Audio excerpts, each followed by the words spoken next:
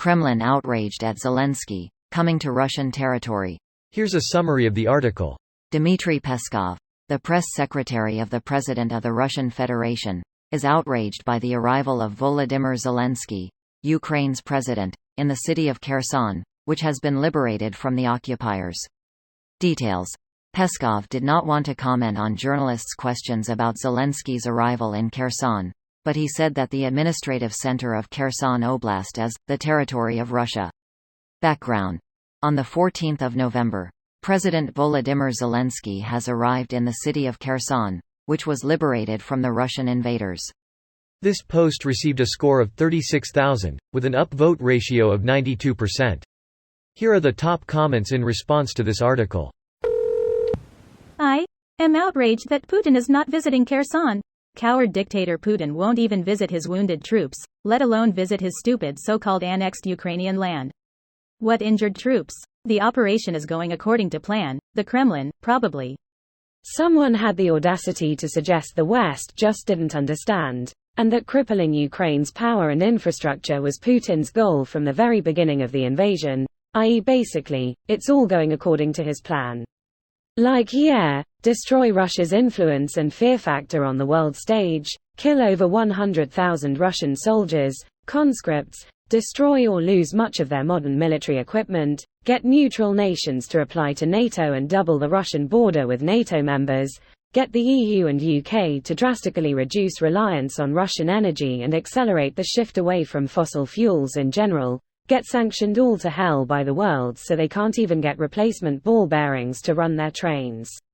All that, just to cripple Ukraine's power infrastructure for the coming winter.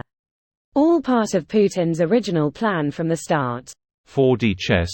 Putin was a NATO asset all along. How else do you explain his successfully improving NATO effectiveness across the board? Cherry on the top would be the fall of Putin's regime, recreation of democracy in Kremlin. Finally, Russia will join NATO. Keep going, I'm almost there. I was done when he said, the fall of Putin's regime? What a moment. Zelenskyy and Ukrainians raising the flag and singing the anthem in Kherson. One hell of an anthem. Not that it's much joy to realize that in 2022 we're still reminded that having to defend yourself from imperialistic overreach is the reason anthems are a thing at all. That's just Slavic language anthems in general. Even North Macedonia, a country which was bullied into adding "North" to its name because Greece was mad at them, has a pretty good anthem. The Polish national anthem is literally a marching hymn sung by the Polish forces under Napoleon, at a time when Poland no longer existed as a country.